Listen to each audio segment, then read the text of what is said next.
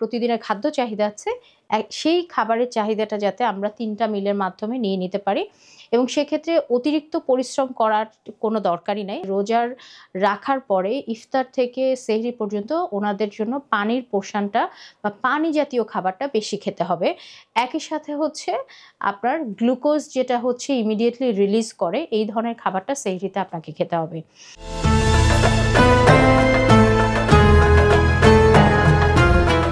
আমাদের কিন্তু রোজার মাসটাকে এমনভাবেই আমাদের জন্য দেয়া হয়েছে, আমরা যদি ধর্মীয়ভাবে দেখি মুসলিম হিসেবে, তাহলে কিন্তু আসলে আপনার রোজায় সকল ধরনের স্বাভাবিক কার্যক্রম বা কর্মকাণ্ড চালিয়ে যাওয়ার জন্যই বলা হয়েছে এবং কোনো কারণেই রোজা রেখে আপনি যদি আসলে স্বাভাবিক কর্মক্ষম না থাকেন, তাহলে সেটা কিন্তু আপনার জন্য সেই রোজাটা কিন্তু ফরজ হয়নি।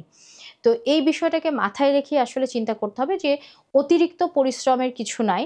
আপনি স্বাভাবিক প্রতিদিন আমরা এখনো যেভাবে কাজ করি সেই কাজটার জন্য আমার যে নিউট্রিশনাল নিড আছে, আমার যে প্রতিদিনের খাদ্য চাহিদা আছে, সেই খাবারের চাহিদাটা যাতে আমরা ৩টা মিলের মাধ্যমে নিয়ে নিতে পারি এবং সেক্ষেত্রে অতিরিক্ত পরিশ্রম করার কোনো দরকারই নাই। রেক্সন ন্যাচারাল গ্লিসারিন সমৃদ্ধ, জীবাণু থেকে সুরক্ষার সাথে হাতও কোমল রাখে।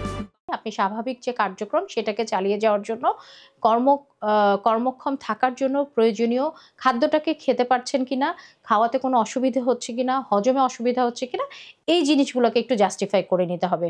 তবে হ্যাঁ, যারা অনেক বেশি কায়িক পরিশ্রম করেন, যেমন আমাদের যারা শ্রমিক আছেন, যারা রিকশাওয়ালা আছেন, ওনাদের জন্য আসলেও জিনিসটা আমাদের বাংলাদেশের বর্তমানের যে আবহাওয়া তাতে আসলে খুবই কঠিন হয়ে যায়। সেক্ষেত্রে ওনাদের জন্য বলার এটাই থাকবে যে আসলে রোজার রাখার পরে ইফতার থেকে সেহরি পর্যন্ত ওনাদের জন্য পানির পোর্শনটা বা পানি জাতীয় খাবারটা বেশি খেতে হবে। একই সাথে হচ্ছে আপনার গ্লুকোজ যেটা হচ্ছে ইমিডিয়েটলি রিলিজ করে এই ধরনের খাবারটা সেহরিতে আপনাকে খেতে হবে। তো স্বাভাবিক কার্যক্রম কর্মক্ষমতা চালা যাওয়ার জন্য আমি যদি বলি, আমাদের দেশের প্রেক্ষাপটে একজন পুরুষের মিনিমাম হচ্ছে ২০০০ থেকে ২৪০০ কিলো ক্যালোরি প্রতিদিন আমরা গ্রহণ করি এবং একজন মেয়ের জন্য, প্রাপ্তবয়স্ক মেয়ের জন্য সেটা হচ্ছে ১৫০০ থেকে ১৮০০ কিলো ক্যালোরি। তো এই যে কিলো ক্যালোরির চাহিদাটা আপনার ফুলফিল হচ্ছে কিনা এইটাকে একটু খেয়াল করতে হবে।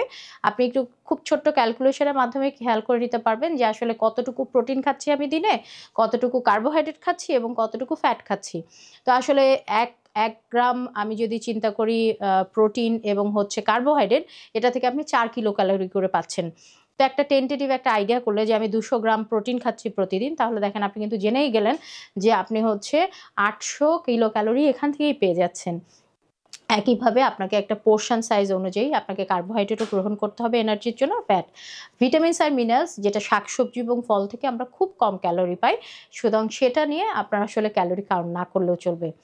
অতিরিক্ত পরিশ্রমটা আসলে কোনোভাবেই দরকার নাই। আপনি স্বাভাবিক কার্যক্রম চালিয়ে যাবেন এবং একই সাথে খাদ্য তালিকাটা মেইনটেইন যদি করতে পারেন, ৬ ধরনের সোর্স অফ নিউট্রিয়েন্টস যদি এনশিওর করেন, আমার মনে হয় রোজা রাখাটা অসুবিধা হবে না।